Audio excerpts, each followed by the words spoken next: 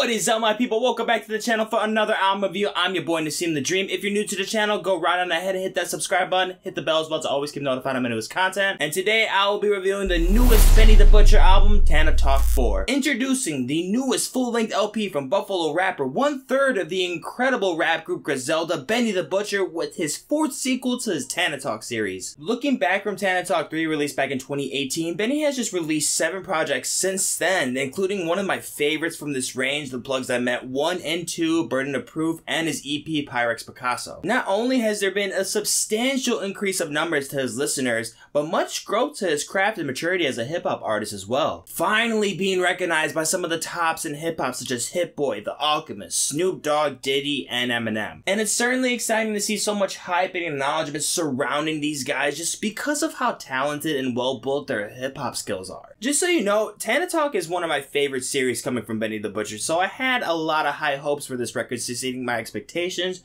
and just doing well in the music industry in general. For the intro track, we're already on to a hard, heavy start with John P's Caddy, where we have featured J. Cole on the track. This is a great start to the record. I really like the sampling on here. Cole and Benny just work wonderfully with each other, bars on bars. This also transitions very well to the next track, Back to Back, featuring Stove God Cooks. The topic of discussion is pretty simple and tangles about with pretty much shutting down the doubters and naysayers that go against Benny the Butcher. One of my favorite tracks onto the record comes from the 6th place track, Tyson vs. Ali, with another member of the great Griselda, Conway The Machine. These are always the combinations you are just looking for so dearly, so eagerly every time you go into these guys' records. These swirling pianos just work so well into the mix. Both Benny and Conway murk this track. And then with the track Guerrero, we have the final other member of Griselda, Westside Gunn, featured on the track as well. I'm really loving the randomized, ominous and keys playing into the loop onto this beat. These two rappers just blend like peanut butter and jelly. Thowy's Revenge features a pretty decent sample onto here as well. I'm really liking the high-class trumpets that just really caught my attention on the track. I want to mention another highlight with the track Weekends in Paris. Benny brings on the contemporary abstract hip-hop artist Boldy James for the feature. I will be honest, the track isn't as sporadic as I thought it would be, especially with Boldy on there and with Alchemist being the producer onto this track. I don't know, that instrumental just kind of felt a little bit weak to me. I still enjoyed the hell out of these verses though. These two rappers work wonderful with each other. For the closer track, we have Mr. Chow Hall, when we had Benny sharing about his skills and riches, but what I really appreciate from this track is Benny really being humble and mentioning how he really couldn't have done it without his cousins Conway and Westside. I think to me that's what makes these guys so special, because of how close they are, literally being blood related, but just because of how much they reminisce and just how much they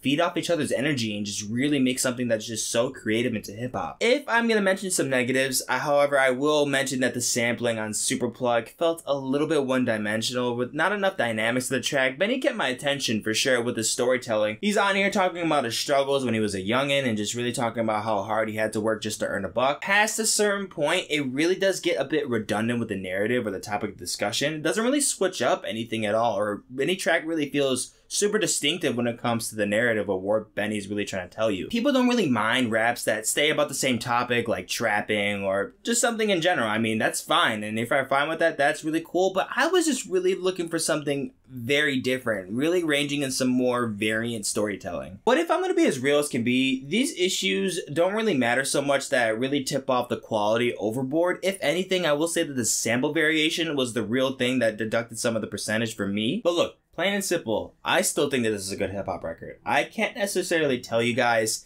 if this exceeds my expectations past Tana Talk 3. Just to me, that project just holds so much significance, especially because that was literally the first project that I've ever heard from Benny the Butcher. At the same time, I don't really want to get into the comparison just because I simply just don't like to compare records or any other pieces to each other just because they're not really supposed to be the same. But just because this is a series, I kind of feel like I do have to refer to those other first 3 projects. But yeah, overall, there is still some really good content on here. There is no bad songs. I don't think I've ever heard a bad song from any of these fellas on here. That is honestly so impressive to me. It still amazes me that guys like Benny the Butcher can actually come out with multiple hip-hop records within a decade and actually keep consistent. And for that alone, I shout with high praise to Benny the Butcher for his hard work and dedication to his hip-hop career. I'm gonna give Benny the Butcher's Tana Talk 4 at 78%. Guys, as always, thank you so much for watching the video. If you enjoyed, go ahead and like, share, and comment down below what you thought of the record. And if you're not already, subscribe to the channel. Down in the description, you'll see all the separate tracklist ratings I had for the album, more videos, and also the links to my social media accounts. so you can keep up with me on the daily. And I'm gonna catch you in the next one. Go.